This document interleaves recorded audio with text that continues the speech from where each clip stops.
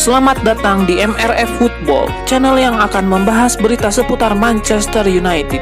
Jika kalian suka berita Manchester United dari kami, jangan lupa like, komen, dan subscribe. Dan juga nyalakan tombol loncengnya, agar kalian bisa tahu berita Man United terupdate dari kami. Terima kasih, Glory Glory Manchester United.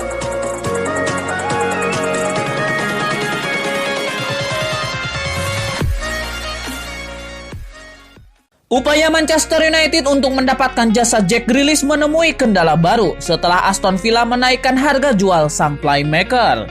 Menurut laporan tersebut, Aston Villa saat ini enggan berpisah dengan Grealish. Sang playmaker merupakan pemain krusial di tubuh The Villains. Ini dikarenakan ia menjadi otak permainan Villa dengan jumlah gol dan assist.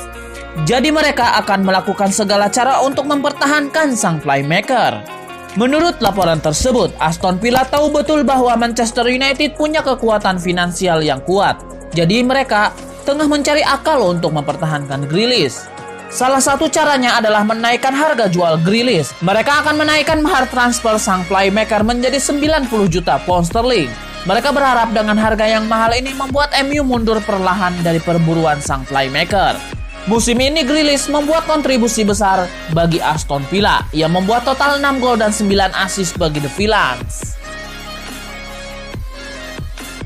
Striker RB Salzburg Patson Daka dengan percaya diri menyebut dirinya bisa menjadi pemain hebat seperti para seniornya dari benua Afrika. Musim ini Daka tampil begitu tajam di lini depan Salzburg. Penyerang 22 tahun itu tercatat sukses menciptakan 15 gol dalam 17 pertandingan di semua kompetisi.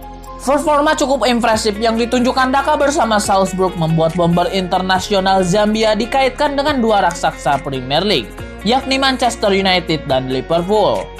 Daka pun menjadikan sejumlah bintang Premier League asal Afrika seperti Pierre-Emerick Aubameyang, Mohamed Salah, hingga Sadio Mane sebagai panutan. Pelatih Daka di tim nasional Zambia, Milutin Sredojevic, meyakini bahwa masa depan cerah tengah menanti penyerang andalannya. Bahkan, Sredojevic membandingkan Daka dengan Mane dan penyerang legendaris Kamerun, Samuel Eto'o. Daka pun merasa senang dengan perbandingan tersebut. Lebih lanjut, Daka menyebut bahwa ia lebih mengutamakan pindah ke klub yang bisa memberi dirinya jaminan untuk dijadikan investasi jangka panjang. Manchester United kalah 0-2 dari Manchester City di semifinal Piala Liga Inggris. Hasil itu bukan karena Bruno Fernandes tampil buruk. Usai laga versus Manchester City, manajer Ole Gunnar Solskjaer pun ditanya apakah kekalahan ini karena Bruno Fernandes kurang maksimal. Manajer asal Norwegia itu menepisnya. Itu bukan hanya tentang Bruno tidak menemukan inspirasi. Ini tentang seluruh tim yang menciptakan peluang. Dan ketika Anda bermain melawan tim bagus, Manchester City bermain bagus malam ini. Anda harus tepat dan Anda harus mendapatkan kesempatan menciptakan peluang, kata Solskjaer. Kami memiliki beberapa momen di babak pertama saat istirahat. Babak kedua lebih banyak ditekan, tetapi kami tidak menciptakan peluang yang besar. Anthony Martial punya beberapa peluang, tapi kami tidak memiliki cukup banyak peluang di penyelesaian akhir. Solskjaer menilai MU sudah tampil apik di babak pertama, namun penyelesaian akhir menjadi kendala timnya, yang menurunkan duet Marcus Rashford dan Anthony Martial di depan. Kekalahan atas City membuat MU selalu mentok di semifinal bersama Solskjaer. Adapun City justru berpeluang merebut gelar keempat beruntunnya di ajang Piala Liga. Selanjutnya, City akan melawan Tottenham Hotspur pada final di Stadion Wembley. Bruno Fernandes tampil di bawah standar ketika Manchester United meladeni Manchester City pada semifinal Carabao Cup. Hasilnya mudah ditebak, MU tak berdaya dalam kekalahan 0-2 di Old Trafford. Sudah menjadi rahasia umum bahwa Bruno Fernandes adalah nyawa permainan MU setahun terakhir. Dia tiba di Januari 2020 dan langsung jadi pemain terpenting sampai sekarang. Bruno Fernandes jarang tampil buruk, hampir selalu memberikan sesuatu dalam pertandingan. Entah dengan gol, assist, atau umpan kunci, selalu ada kontribusi Bruno Fernandes dalam kemenangan MU. Sayangnya entah mengapa kali ini Bruno Fernandes bermain jauh di bawah levelnya. Dia sempat menjajal kemampuan Stefan di awal laga, tapi setelah itu permainannya terus merosot. Gelandang Portugal ini terlalu mudah kehilangan bola dan tampak kian frustasi di babak kedua. MU beruntung punya pemain selevel Bruno yang selalu bisa jadi penentu pertandingan. Namun tidak seharusnya tim sebesar MU bergantung pada satu pemain saja. Hasilnya mudah ditebak dan sudah terjadi beberapa kali musim ini. Bruno Fernandes beberapa kali tampil buruk dan MU jelas kesulitan. Tapi untungnya Bruno masih bisa bangkit di babak kedua atau pada 30 menit terakhir pertandingan untuk mengubah hasil akhir. Kali ini ceritanya berbeda. Bruno Fernandes tidak punya energi atau ketangguhan mental untuk bangkit setelah tertinggal 0-2. Hasilnya MU pun tidak punya semangat untuk bangkit. Seharusnya Ole Gunnar Solskjaer pun sudah memahami ini. Tidak baik jika timnya terlalu bergantung pada satu pemain. Hasilnya selalu buruk ketika si pemain tidak bisa memberikan performa terbaiknya.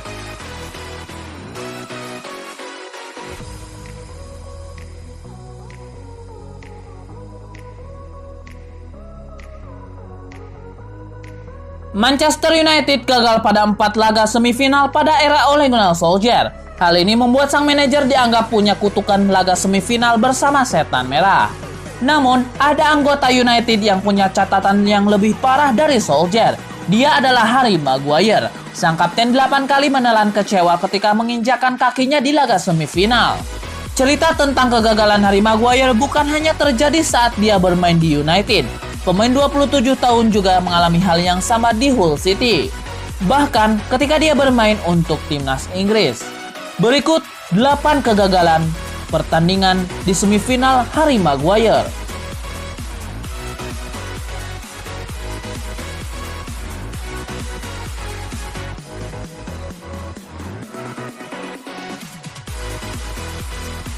Harapan Manchester United untuk menjuarai Carabao Cup musim ini kembali kandas. Pada babak semifinal yang digelar Kamis 7 Januari 2021 dini hari tadi, pasukan Ole Gunnar Solskjaer tersebut dikalahkan Manchester City dengan skor 0-2.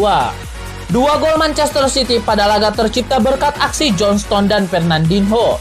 Mereka secara bergantian menjebol gawang yang dikawal Dean Henderson di babak kedua, tepatnya pada menit ke-50 dan 83. Kedua gol tersebut memiliki kesamaan, yakni berawal dari bola mati. John Stones mencetak gol dengan memanfaatkan umpan dari tendangan bebas, sementara Fernandinho memanfaatkan sapuan pemain Manchester United dalam situasi sepak pojok. Ia menunjukkan satu kelemahan yang besar dalam Manchester United yang harus segera diselesaikan oleh petinggi klub, Edward Ward. Pasalnya kejadian MU kebobolan dari bola mati tidak hanya terjadi sekali pada musim ini. Tidak harus membeli pemain baru lagi, Edward Ward bisa melakukan perekrutan untuk memperkuat staf pendukung Solskjaer.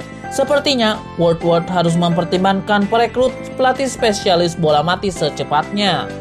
Mimpi buruk Manchester United terlihat jelas saat mereka berhadapan dengan Southampton di St. Mary's Stadium pada bulan Desember lalu. Sebagai informasi, pertandingan tersebut dimenangkan The Red Devils dengan skor 3-2. Awalnya mereka sempat tertinggal 2 gol lebih dulu lewat Jan Barnek dan James Ward-Prowse di babak pertama. Dan perlu diketahui kalau kedua gol itu bisa lahir disebabkan oleh eksekusi bola mati pemain Southampton. Menambah staf kepelatihan bisa menjadi solusi. Toh, MU telah menunjukkan keinginan mengembangkan skuad staf kepelatihan dengan mengangkat mantan pemainnya, Darren Fletcher baru-baru ini. Manchester United diklaim telah mengunci transfer gelandang muda Moises Caicedo. Pemain asal Ekuador itu diklaim bakal menjadi gelandang yang lebih hebat dari N'Golo Kante. Caicedo saat ini bermain untuk klub Independiente del Valle. Pada musim 2020 lalu, dia memainkan 22 laga dan mencetak 4 gol di liga. Caicedo sudah menjadi pemain inti pada usia yang sangat muda.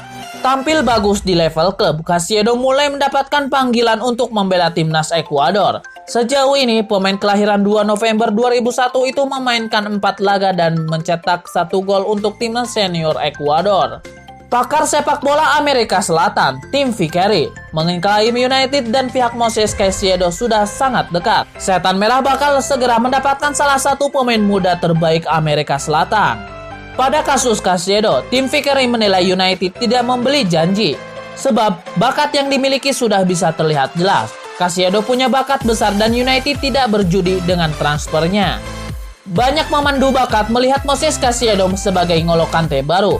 Mereka dinilai punya gaya bermain yang hampir sama. Caicedo pun mengakui bahwa gelandang Chelsea itu adalah idolanya. Manajer Independiente del Valle, Santiago Morales mencoba meluruskan rumor bahwa Moises Caicedo akan pindah ke MU.